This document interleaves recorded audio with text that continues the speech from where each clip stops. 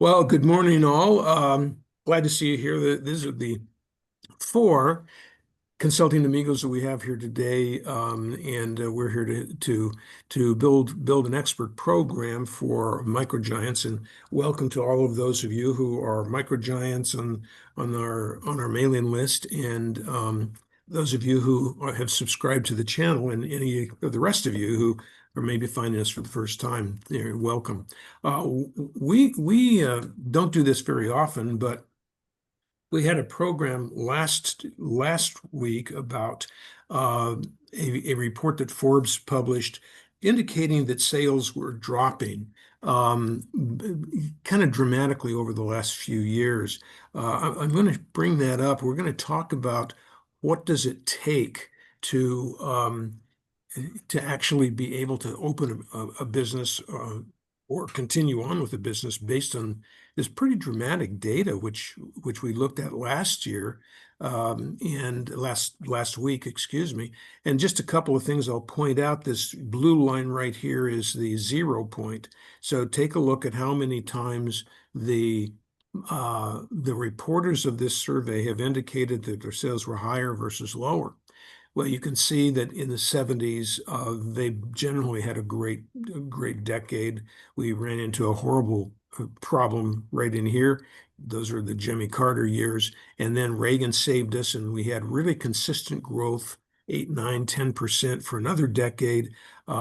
Then we had another downturn in the 90s, had another good decade. But look what's happened since we've had the Great Depression. Now we're going back, this is almost 20, 25 years now. This is a long time. Many of you are, haven't been in business 25 years, that's for sure. And so you take a look at the environment we've been in, and the first thing that happened is the Great Recession, which happened really in 2008, really got bad by 2009. Then it popped back up, but look, it never did come back up to where it was. You can see that out of a full decade there, from 10 to 20, that, we're trying to get up to this one. We had decreases nearly every year until 2017. Then we've had a few good years, minus what happened with COVID. But look what's happened. We had a high in 17, and it's been declining radically for that period So, of Ron, time. I'd like to Yeah. just make a comment here. Quite often, when you do a series of numbers, you throw out the high and you throw out the low to get what's going on. I'd like to suggest that the 2020 COVID situation is so unusual that we should actually throw it out because it's an abnormal reason for a decrease in sales. The other issues that you've got were based on money exchange, digital changes. It wasn't a natural thing like a COVID or an unnatural thing like the COVID. So if you take that True. out, you still see this slow decline. That's the purple arrow right there. Yeah, If you yeah. take a look. Now that I will say that's not a mathematical one. You can do that in Excel. I didn't do that. I just eyeballed it. So but that's the attempt to average the decline.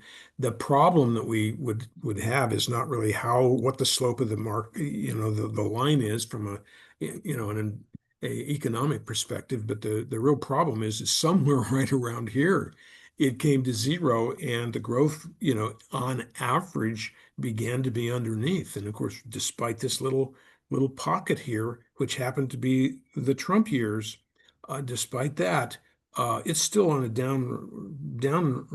downward roll here, pretty dramatic actually.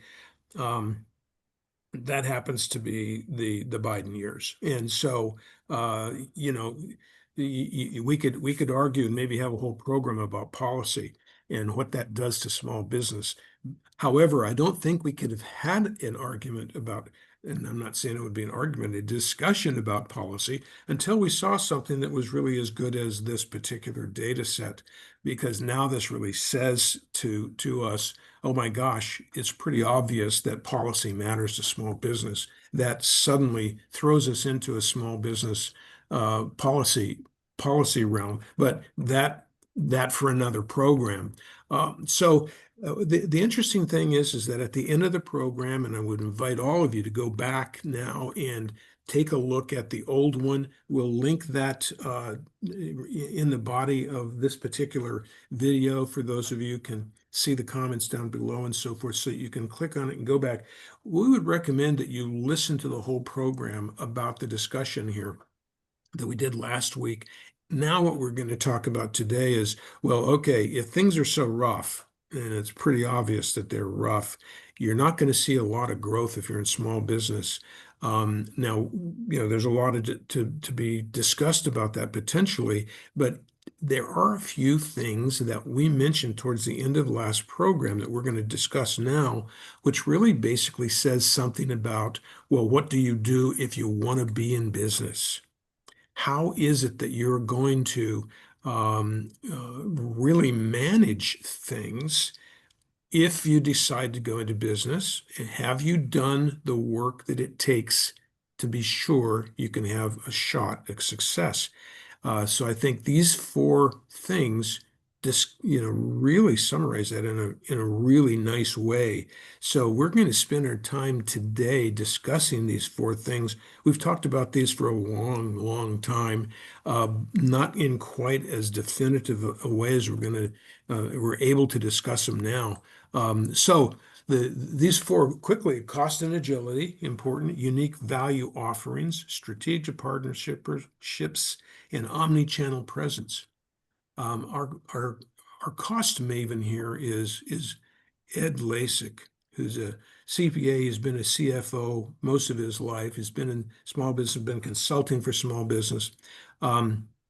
He's uniquely, and of course, Ray and I have worked directly with him with clients, and I would say, Ray, you agree with this. He's uniquely qualified to talk about cost agility.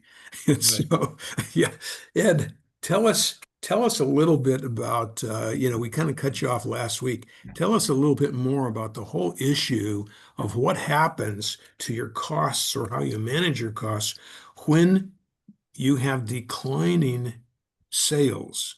How do you handle that? What do you do? Can you survive? Well, I'll tell you what, it's a real challenge when revenue is going down, and it's really surprising to me.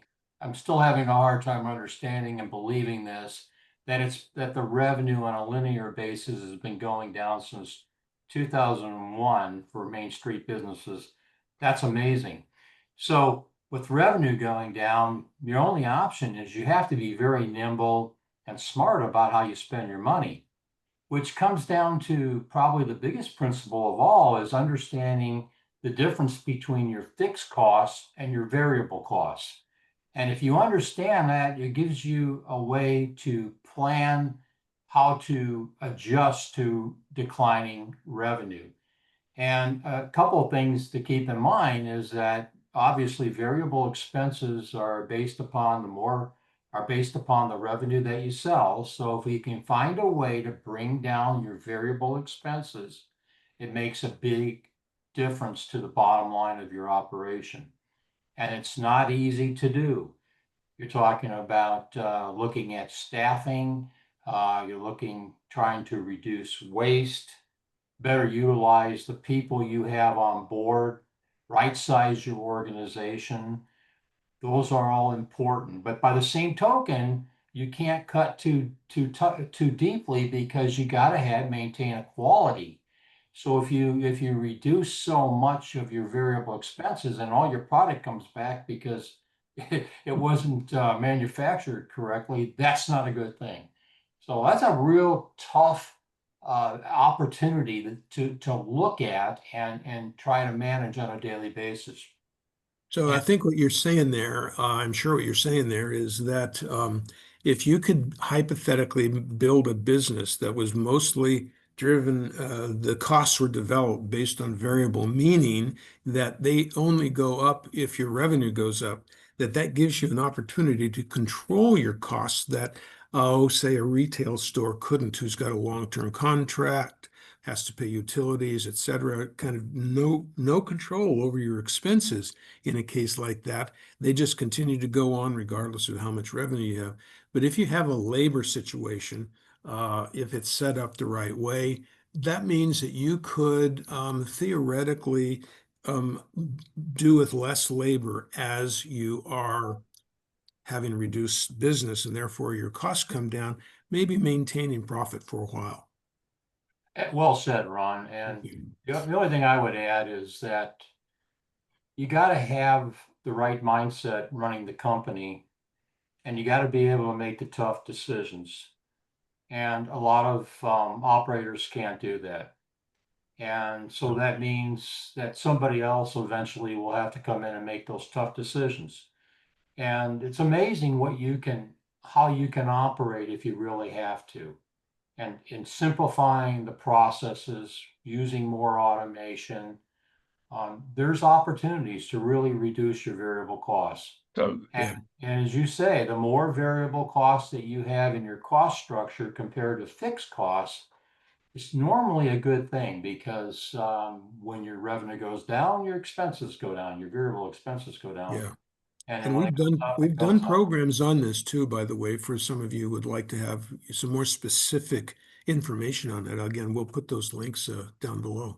So Ron, I'm agreeing with you, and yet still something you said in the last program, Ron, is this seems to apply more for big business than small business. And I'm going to, at that point, last week I was on the other side of this discussion. This week I'm kind of agreeing with you. Had some work associated to the Wendy's group, the Wendy's fast food group, very similar to McDonald's in one sense.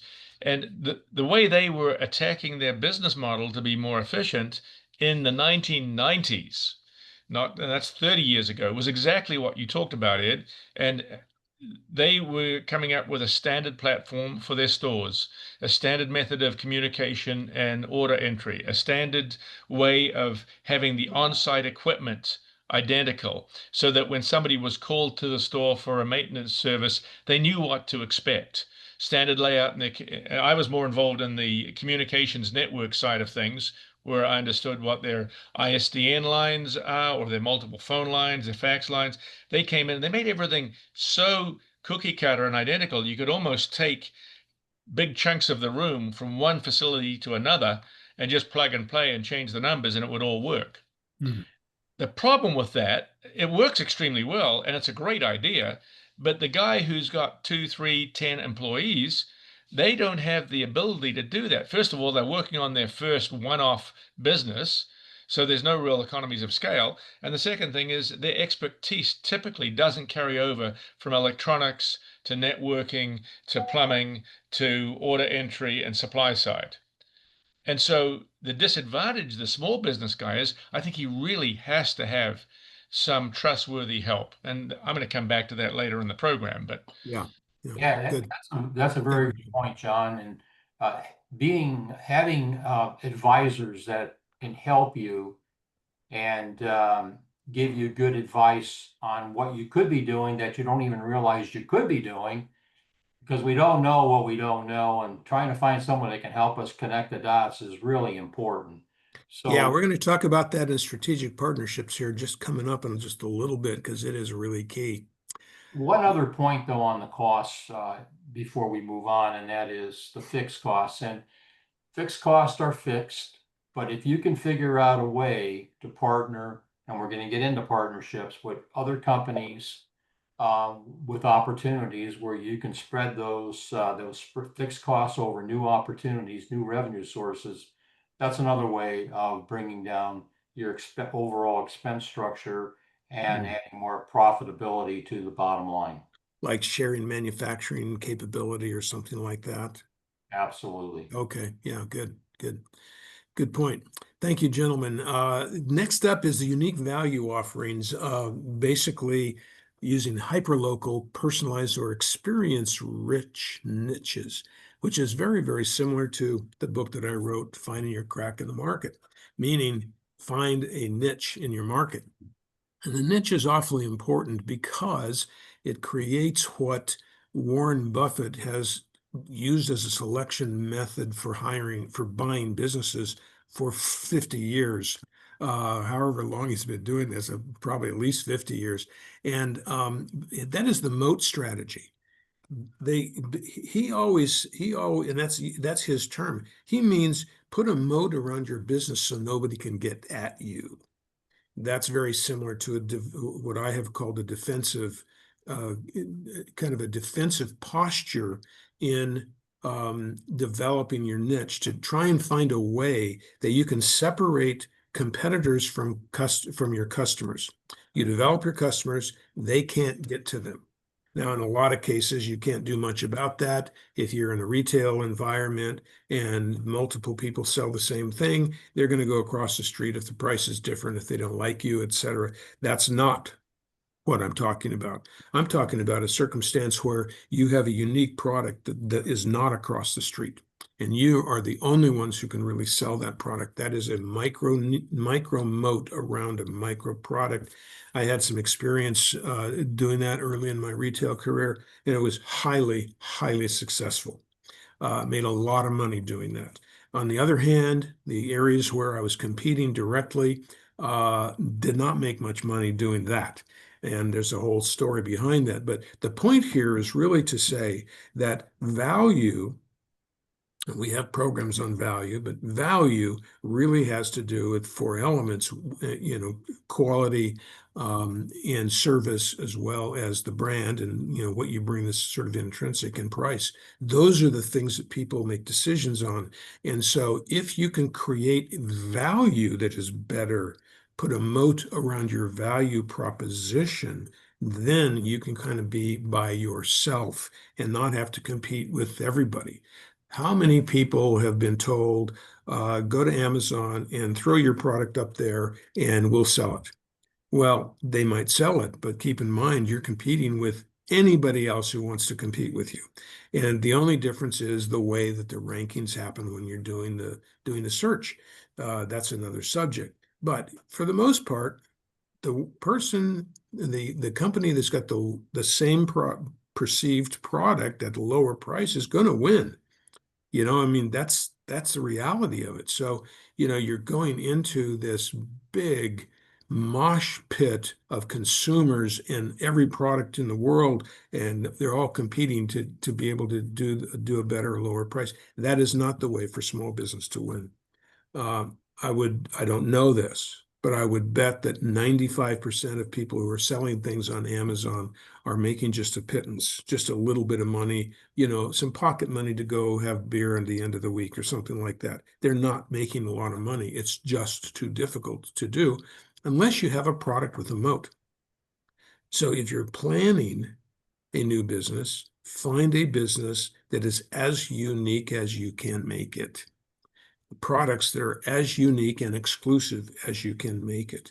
And if you're already in business, take a look at those areas in business that you can develop a moat around. Make them unique enough so that other people can't compete directly with you.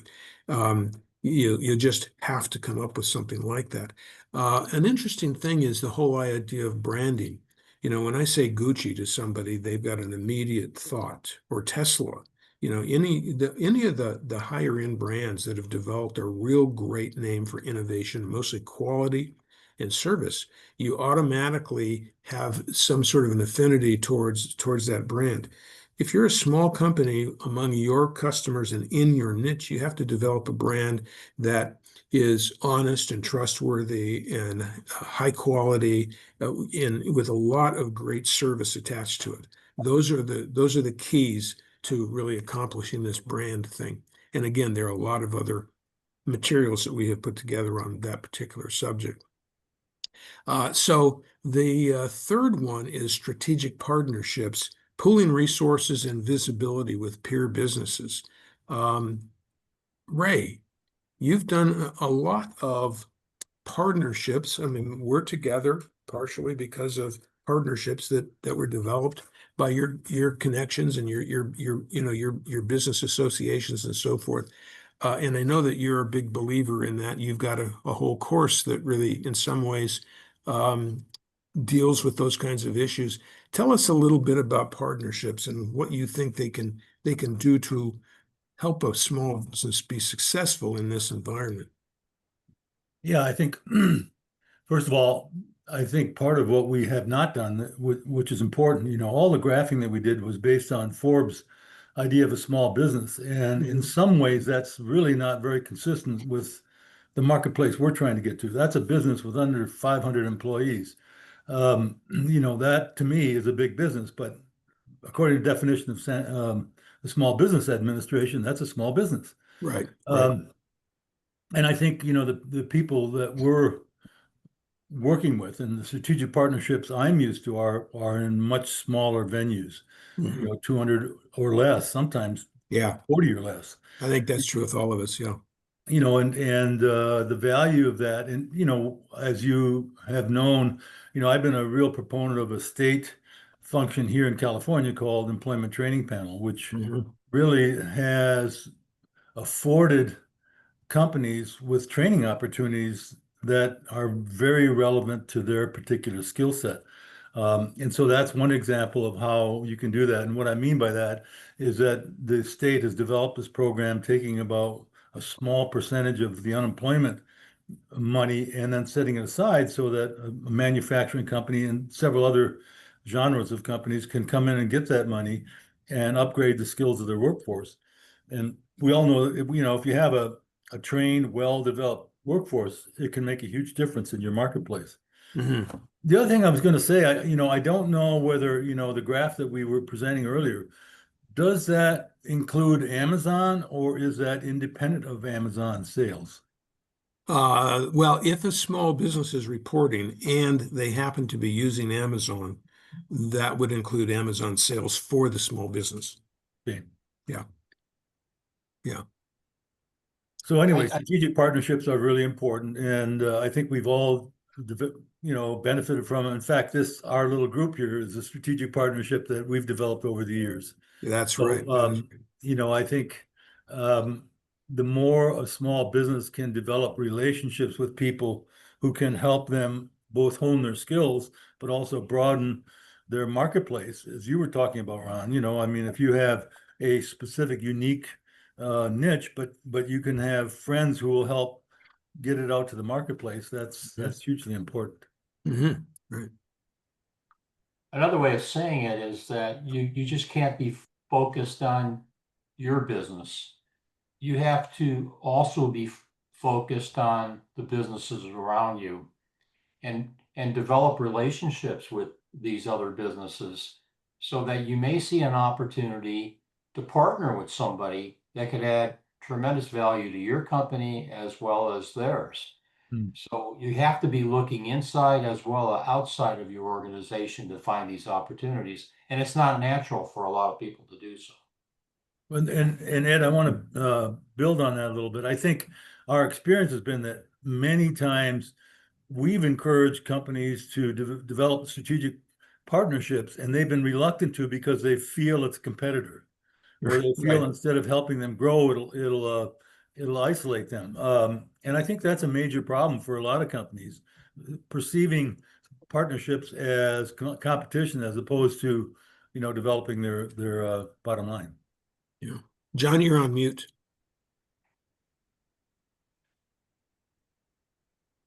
Yeah, so this one comes back to what I consider a psychological profile of the Western world versus the Eastern world. And I don't want to be too complicated here, but the Japanese style of business includes something called the karetsu. And the karetsu, by its very nature, is not something that American business people would like to engage with. And so we all know what this is, but let me give a brief definition. And I have been intimately involved in that because we represented three major Japanese companies for a period of 15, 20 years that were very powerful in the electronics industry in America. And so I got to understand the way that they operated. So Karetsu are business groups that are close with most often long-term relationships between companies.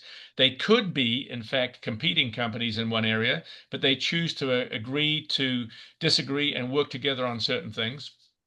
And the benefit is it's like cedar trees or redwood trees, being able to weather the storm. They can weather the storm together. So typically in the past, it's been Mitsubishi, Mitsui, Sumitomo, Fuyo, and Sanwa. And now we've got a group called the Daiichi Kango in Japan. Now you say, okay, so what? These guys are working together, car companies working with car companies. No, if you actually look at who the Ichi Kango is, and you have a look at who's involved in it, you will find it's a conglomerate of insurance, banking, and manufacturing Hmm. all together. These guys have gone to the next level. They've figured out that in order to survive on a worldwide stage or even on their national stage, they have to have trustworthy relationships between each other.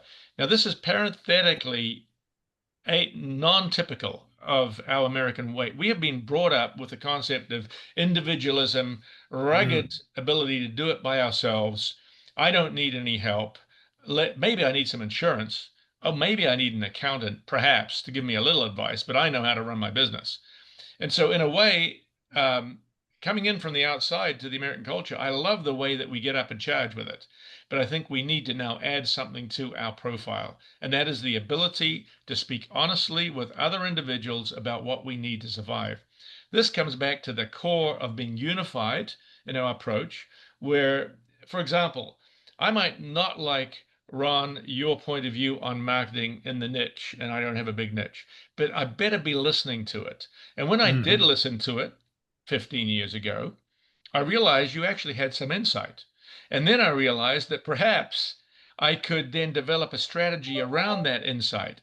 And over the years, you have become a trusted partner for helping me position myself in an area that I thought I knew something, but obviously not enough. Hmm. And so it takes a while to build that trust, even though we might, joust at each other today. It's the jousting is simply to make sure that we're on the right track. So I'm going to say, yeah, we definitely need to learn how to trust each other better. And sadly, quite often you get into a partnership with somebody, and the partnerships we get into um, are beneficial to some at the cost of the other. Hmm. And so we need to figure out how to have partnerships that are truly beneficial for both parties. I actually would take it one step further. There needs to be a triple net reason for business to be in business. One is we benefit the partners that are involved, but we actually need to benefit the community we're involved with. Yeah. Because at the end of the day, our very business needs the community we are living in to Hmm. survive. So we need to help our community service above self. We need to be able to give something back to our community as well as flourishing in our business. So, Yeah, that's Good point. all excellent, excellent points. A circumstance that I think you guys are aware of that happened right here in our own little town is that General Motors wanted to get rid of one of the smaller but the oldest dealer in the country. And the community rallied around him to such an incredible degree that not only did citizens write letters, I wrote a letter, but I think the chamber and the city itself basically said, look, this is an important part of our community. And kind of like, we won't forget it if you take their dealership away. It's like you'll never sell another General Motors car in this town ever again. Sort of like, and you know what? It worked. Yeah. That gentleman is still in business. I think he's the third generation, maybe fourth generation is taking over now. And the community literally got together and said, this can't happen. We're going to stop it. It didn't happen because he was a car dealer. It happened because he had spent many, many years involved in community organizations and helping people, genuinely cared about the community and really worked, include, funding and time, et cetera, in order to be able to make this a better community Yeah. as a whole. And what a terrific story that has turned out to be. So in a really broad sense, wow, community can really make a difference when you really need it. So good. Really, really good. That maybe should have that might have been the last one, because the strategic partners might really kind of be the cap on the cake, but I didn't put them in that order. So then on the other hand, the omni-channel presence, blending local footprints with digital convenience. Um, that's an interesting thing. We talked about this last week. John, you hinted at digital from the start of the program being maybe part of the problem. Maybe it's helped a little bit. Maybe it hasn't, maybe it's hurt small business a little bit. I think clearly we're so much in a digital place today, compared to say 2010, that it's pretty clear that, boy, if you don't understand some of the digital stuff going on, you're going to have a hard problem. But there's a lot more to this than just that simple statement. It's not just about understanding, or maybe it's about deep understanding. But John, you're sort of like the techie in the group. Expand on this a little bit. What does a business do to get to the point to where they've really got an omni-channel presence? So I'm actually going to disappoint some of the high tech guys out there a little bit on this one. I think I lived 20 years of my life believing that technology, and specifically electronics technology, had the keys to the kingdom, and it didn't matter which kingdom it was. Hmm. It didn't matter whether it was fast food or medical science or automotive control or energy sector, because we were involved in the 80s in systems and sensors and controls that went into all of those industries. And it was very obvious that the dependence of those industries to succeed was based on their ability to have some exceptional technology backed up on it. And that exceptional technology, without a word of a lie, was always a semiconductor and a sensor and some kind of thinking engine in behind it. And it is true. I think in the 90s, the number of mini computers in an automobile were in the vicinity of 60 or 70. If the definition of a mini computer was a short amount of transistors or semiconductors that were processing, every door operator and window operator.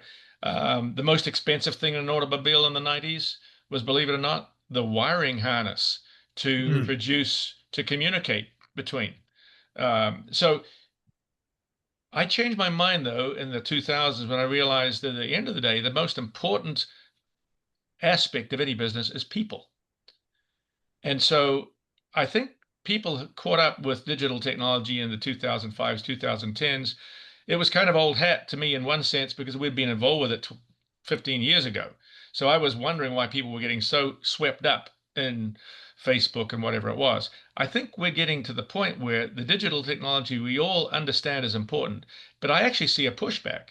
There's a generation of people in their 20s right now that are trying to get rid of smartphone activities. They're trying to go back to some more traditional phones and limit the activity, whether they're tied into it on such a constant basis. They're using it. It's going to be part of the backbone of every system. McDonald's and Wendy's, you're going to go up, you're going to basically interface electronically with them and not with the human. That's happening. Do I like it? Not necessarily, but it's the only way they can keep the employment count down and keep their efficiency up, which we've talked about earlier. But I actually see it coming down to the human relationship is going to be more valuable than ever before. Now, how do we use technology to assist that? That's going to be really the breakdown. How do we make systems simple enough that old and young people can use them? They don't even know they're using the technology, and it's there. And we're kind of on the point of being able to do that right now with AI. It's a scary process in one sense, and it's a phenomenally gifted process in another. And the thing that we haven't established yet, I haven't learned to trust my Chat GPT 4.0 or my Meta. I use it and I get information that is way above things that I can do in 5 minutes. I get in 22 seconds. But at the same time, they don't close the gap completely. You ask a question and you get more answers than you ever thought of, but they don't do anything with them yet. So I'm suggesting we're on a cusp, and I think we're going to see things change, but it's going to come back to where we value the relationship more and more than we ever have. And that means I need to identify who I'm talking to. Am I talking to my friend Ron or my friend Ray, my friend Ed, or am I talking to a AI facilitated version of this person? So we're going to, I think the end run is technology is important. Having this multi-channel special for local here, I know in my business that we want people who live within 10 miles of us to use our facilities. So having a World Wide Web presence is not really that important to me. Having a presence that is in the bubble around where I am. That's what I really want. And I can actually best achieve that today because the noise level of the digital, I can actually best achieve that by going to Rotary meetings, by Chamber of Commerce meetings, by Kiwanis or Elks Clubs or whatever they happen to be, by networking in this group of people. So they know John has something to do with office buildings. Ron has something to do with marketing. Ed has something to do with CPA and financials. Ray has something to do with relationships and consulting. They don't know the full details, but they enter into a relationship nonetheless that they say, tell me what you know. And yeah, I trust you. I trust you. Can you help me with this? So I hear you. Yeah, you've kind of made a little bit of transition there. And I don't disagree with that because you've been talking about the kinds of things that could be coming and are coming, I think, pretty fast down the track, with AI and even with robotics. It's like, well, how much of this do we really want? There's too much noise. And I think you mentioned that there's way too much noise. The young people are recognizing there's too much noise. Um, several psychologists have identified screen time as being very harmful for young people, that and there's a call for going back to paper books because some of the early studies have indicated that the mind does not put together concepts and process concepts as well with a screen as it does with a piece of paper. Now, I don't understand the details of that or the neurology of that, the neuroscience of that, but I tend to believe that there's a certain amount of truth to it. Why should we take 400 years of time-honored education and mess around with that in one generation? I think we've already tried that, and our education is at the lowest point it's been in 50 years. We're already shocked about how bad our education is. So making some of these transitions very, very rapidly, probably not such a good idea. But now, on the other hand, I think you would agree with me, John, that technology includes a whole bunch of stuff that we absolutely have to have. I know that if I'm going to have somebody come in and replace my HVAC at my home, that I want that to be the best technology possible.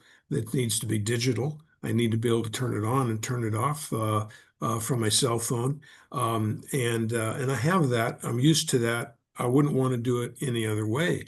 And not to mention all the controls and the things that you're familiar with that sit inside the brain of that to tell it when the fan needs to go on and when when the heat goes on, and what the space between one and the other is, and all of the things that go into thinking about the most efficient cooling system. So see, that's all there, and we just expect that.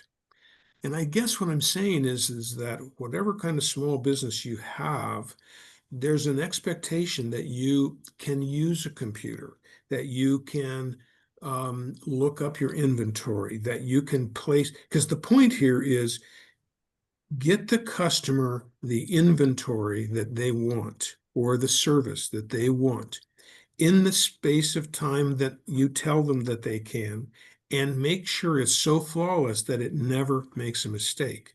Now, that a person can do that, but a system is usually better than a person.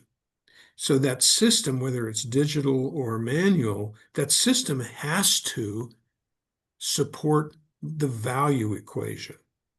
And so therefore, it could be people, it might not be people. But one way or the other, the service has to be stellar.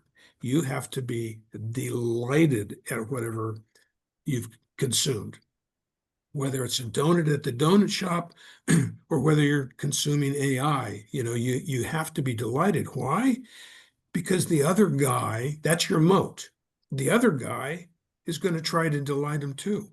So you better do that, and you're going to use technology as many places as you can in order to ensure that you are delivering it in a flawless system. Ray, you got to turn your speaker back on. we're having this There we conversation go. on Zoom, all four of us located in different parts of the state, and we're able to share this with people all over the world. Mhm. I mean, it's really fascinating. I haven't really looked at our viewers very carefully. I think you have a bit more, Ron, but it's Yeah. fascinating to me to know who's coming into this and what are they seeing and how are they perceiving us as a strategic partner of Mhm. theirs. Mhm. Yeah, that's one of the just anomalies is that we have a lot of people from India and from Eastern Asia who tune in. Huh. It's like, where do these people come from? They're not all, we tend to think, well, they're going to be local because we're local, Yeah. or the United States because, we live in the United States. But no, everybody has access to it. And if Yeah. if they find what we have to offer as educational or informational to their business, they can access us from anywhere. So Yeah. now so you couldn't back up a little bit and say, oh, by the way, everybody, we've decided we're going to do our little programs and we're going to put them on a CD. And if you want it, we'll send it to you. It's like, no, no, no, no, no, that's not going to be acceptable. And it doesn't matter if you do it in a very personal way.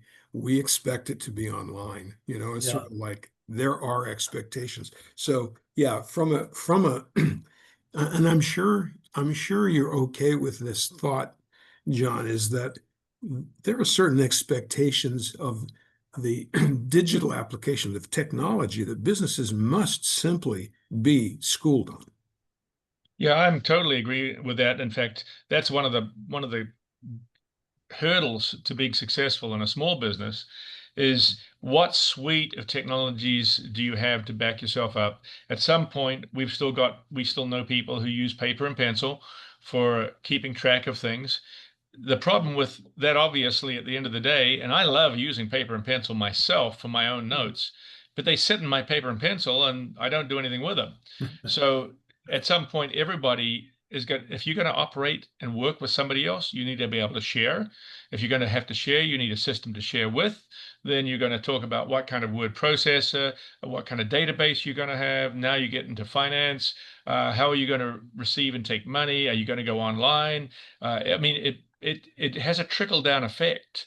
So you end up with 25 or 30 different online systems that are actual networked together to be supportive. We were talking about incremental creep of cost. I look every couple of months and it makes me shudder about the 10, 15, and $20 add-on per month fees that come from I've got a chat GPT, I've got this, that, I've got a whole list of services that I've got that they're only small monthly, but I bet you right now for the business, it's in the vicinity of $500 a month, Yeah. Yeah. that is sitting there and they automatically roll on and they keep on going. And so that's another aspect of this. You got Yeah. to keep control of the passwords. Hmm. And then you got to get control of the credit cards that run them. And I mean, it's just a lot of little noise. Yeah. Yeah. And you need, most businesses really need to have that technical partner to be able to keep their systems going. I mean, we had a technical partner literally, well, we still use him. I think it's been 22 years. No, it's been 27 years now that we have used the same tech guy. He always kept up with what was new, and because he had other accounts, he could share information and experiences that he had with those people, and that's been so important with some of my clients too. It's like the the the good tech people are really an integral part of your almost boardroom experience, if not boardroom, certainly your executive level. They could Just certainly bring you down to a stop. well, they can bring you to a stop and they can help you make strategic decisions about whether or not you can go forward with a new system, how hard it will be to integrate that system. Will it accomplish the things that we want to accomplish? That's a big deal when you get into a certain size of business, say 100, 150, 200, 300 employees. Now you really are making decisions that will cost you hundreds of thousands of dollars in either benefits or mistakes if you don't do it right. Yeah, back to So, McDonald's and Wendy's, which are very simplistic businesses in one sense. I mean, how difficult is it to cook hamburgers and supply snow cones. But the bottom line is you can go almost anywhere in the world, and if there's a McDonald's functioning, there you have a high expectation that when you walk into that store, you'll be able to give them something that represents a plastic money. They will make you something very similar to what it was that you knew of in your home country. The restrooms will be clean. You'll be serviced and you'll have the food that was freshly made, maybe from not so fresh product, but and that supply side is a billion-dollar industry. It's incredible. Yeah. And so, yeah, the food product is relatively simple. The system that provides it is far from simple, and it's actually Well, quite a wondrous system. Yeah. and that creates a moat around that business, and that creates consistency in the value proposition. Now, Absolutely. I disagree. I think that they have created expectations that are so high that with some of their new customer-facing systems, they're no longer able to meet that expectation. And so I have been disappointed the last 4 or 5 times I've been there, and other fast food restaurants that are trying to go too far, to your first point, too far with technology too fast. We're not ready for systems that are not ready for us, and their Yeah, but systems are not ready for us yet. and I think we're on the edge. We're in a 5-year bubble of figuring out how AI incorporates with this, how Yeah, our full smartphones, are they smart enough or they're not smart enough? yeah, I mean, we're in this transition of trying to figure out as a world how to operate here. I mean, Yeah. healthcare was one of them, not to go off on that rabbit trail, but HIPAA compliance, how do we keep our stuff tight, and at the same time, how do we get help from all? We've got a myriad of technological problems that technology is solving. In part, let's they've hope created the problem, that and the let's hope. second part, we're solving them. Yeah, let's hope so. I tend to think that you're right on that, and I think they will solve them. So I wanted to wrap up with a final comment from each one of you, because this is kind of a downer. We take a look at the statistics, and they look kind of rough to us. And now we've come up with, well, you've got to do these 4 things, and there are a few more. But those 4 things are big and pervasive. You've got to do them, all 4 of those well, in order to really have a chance of a good, strong success. So it looks a little dismal, but I just want to say in ending that I have not felt as good about the economy as I do today, compared to 6 months ago, and certainly compared to a year ago, where I really felt as though we were going to be on a downward spiral. And we were on a downward spiral, and I could sense it with my clients and the people I know who are in small business, that we were on a downward spiral. I feel like we're at the bottom of the spiral and things are going to get better. And we've already seen that inflation. I think the incremental inflation for the month was 0.3%. Inflation's higher than that if on a cumulative one, but it's getting lower. That's problem is being solved. The trade thing still is up in the air and kind of weird, but according to several economists, and of course there are just as many on the other side, those increases are not being fully passed through to consumers. And that is starting to show up in the data because we're not seeing inflation. By now, we should have started, yet the government has created billions and billions of dollars in surplus for us for the first time in many, many, many years. The deregulation that is happening is going to help small businesses in a really, really great way and is beginning to be seen now. And I believe we're going to see these small business confidence begin to go back up in a pretty substantial way in the next 30 to 60, 90 days. So having gone through this whole program and in a couple of others where things are really kind of rough, I just wanted to kind of leave us with the idea that things are, to me, they're looking, and by the way, stock market hit yet another all-time high, which is normally precedes the economy. So last minute comments, do you agree or disagree with my opinion on where I think we're going today? The only thing I would say, Ron, I think everything that you summarized makes a lot of sense, but you're looking at a 25-year decline. That's a long time. Hmm. I don't see it turning around in 90 days. Maybe we'll start inching up again, but it's going to require a lot of improvements in the way we do business to turn this thing around. Yeah, Really hard to turn around a trend of 25 years. you're right, and I agree completely.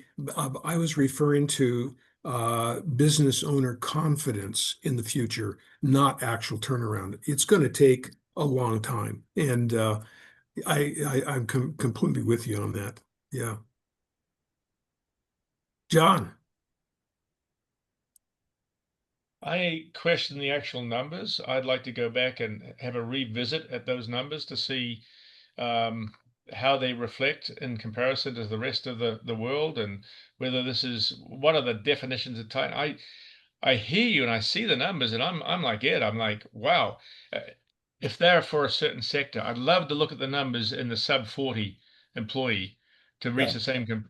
That yeah. being said, except if they're correct, I think we are in a long-term turnaround. Mm. And of course, the question is, what's going to determine the speed of that? I think we can come out of it quickly, but I think it depends on whether or not we're allowed to get our hands around the integration of technology with the business world and um, the the rules that we've got to follow. The rules are going up. Simplistically, ADA rules and hiring rules and time off rules, and the cost of labor has doubled in California Mhm. in that period of time. And then the Yeah, sales have gone down. No wonder the fast food guys can't keep in business. The cost of labor has doubled, and Yeah. yeah, so yeah, I'm hopeful, but I'd also say let's do a deep dive and just dissect the market a little bit. yeah. Ray. Yeah, I think it would behoove us to really look closer at that market that John was just mentioning, companies with fewer than 40 employees, because I think the picture would be different. I'm Hope not so. sure if it'll have that same sales flow, but basically we know from looking at the data that, most businesses that start end up out of business in the first 5 years, and only one is left after 10. Having said that, how much of what we're now talking about is really going to enable them to continue to move forward? And the truth is, entrepreneurs are who they are. They will go out and try no matter what the marketplace looks like. And Yeah, that's one of the wonderful things that John mentioned about America. I mean, we're all kind of nutty, but we're willing to go out and do something, even though the odds are against us. yeah, right. That's right. And that's something that other countries just don't have. Yeah. And that's proved out by the number of well, say, highly successful tech, no, not tech businesses that have started up in the last 20 or 30 years. Just Yeah. take a look at any other country and it pales. There's nobody even close to the United States. There's something different about the chemistry here. And I'm concerned, like you are as well, about small businesses' access to this new business climate. Because when the small business can't take lightly this issue of, to go back to my earlier statement about value, putting a moat around your business and trying to find unique ways, that is no simple task. Yeah. And if you're going to do that, say in the software business, that's that's been overdone, and giant companies are doing that, and they're going to beat you if you don't have something really, really narrow and specific. An individual coder, they can't keep up. And so many times I've talked to coders they've been working on this, and they're going to get here and they're going to do this, but by the time they get it done as an individual person, a new language has come along and completely displaced the old one. And so they've got a whole bunch of garbage, literally. Now AI will write software for you. I wrote a program the other day, and it was absolutely simple. Now, getting it installed and doing all of the technical stuff to actually make it work, I didn't figure out how to do that. So it requires some expertise there. Maybe John could do it, but I was like, I gave up. So, but for those who are schooled in it, they can write code so much faster. So it's like, you have better be on the cusp of that technology if you're going to be in that. Trying to find a niche in the plumbing business, wow, that's going to be hard. Yeah. Most of the businesses that are out there are mature. And even though you're a small business, you have to find some way to still be unique. And so I'm quite concerned about small businesses' access to these new markets that are being created. And there are tons of them. But these new markets have to do with all these changes. You know, rare earth materials.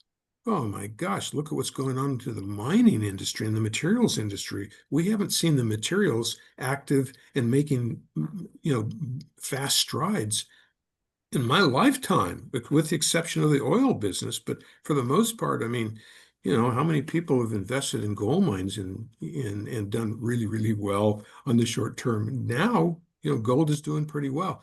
Mm. How do you find that? And so each one of those four things are really important, but they're also difficult to achieve. Mm. And so I really hope that we can find ways to help support everybody out there in these four key areas, and also to continue to encourage you that there's an opportunity out there. But oh my gosh, your homework needs to be done. Well, by the Mm. way, you can do it a lot faster with AI. Yeah. One final point I'd like to mention, Ron, is that related to what you do with MicroGiants, where you're trying to bridge the gap between new entrepreneurs and old entrepreneurs. We got a silver tsunami going on right now. Mm. You're going to have like 50% of the business owners over the next 10 to 15 years will be selling their businesses or closing their businesses. Yeah. So when you start looking at the future for small business, you got to take that into consideration too. This generation that started these businesses were phenomenal. They worked hard and they developed these special businesses, that special services that they provide, and they're now going to be hanging up their spikes, so to speak, and someone's got to take over. And this is the point that Ray makes all the time, is trying to train that next generation to Right. be entrepreneurs. Yeah, good point. I'm glad you brought that up. You brought that up in our pre-meeting emails, and I think it's an excellent point, because if you, back to my point, my general category again, if you're trying to create a niche market, remember that existing businesses have done that. Now, Yeah. maybe they're declining a little bit, and maybe they need renewal, maybe they need technology, all things that a new owner can come in and do. But on the whole, it's probably easier to find an existing business with a market than it Right. is to create a new market. So that's not a bad idea. And for those of you who are thinking about a new business, really seriously consider about this whole, gray tsunami. And by Mm. the way, we've got a great program that was well received online about the grain of the small businessman. I think we called it gray tsunami, didn't we, Ray? That was kind of your subject. Yeah, I think so. Yeah. Yeah, and so it's out there. We'll put a link in there, and you can take a look at that, because that was a subject that I didn't expect people to really look at, and they have. We've had pretty good response to that. And I was going to make one other comment tying into what Ed said. I think, for us to do another episode on ways in which you can work with somebody to get access to the business without necessarily buying it, but giving younger entrepreneurs ideas of how they can take over a business from someone our age, who is ready to hang up, but was going to hang up his business when they could take it over and maybe move it forward. Yeah, you bet. We can certainly do that. Gentlemen, thank you. It's been a remarkable session, I think, and one that is going to be very important for anybody who's either in business or thinking of getting into business. Thank you so much for your time and effort. And so we will see all of you again next week. Thanks very much.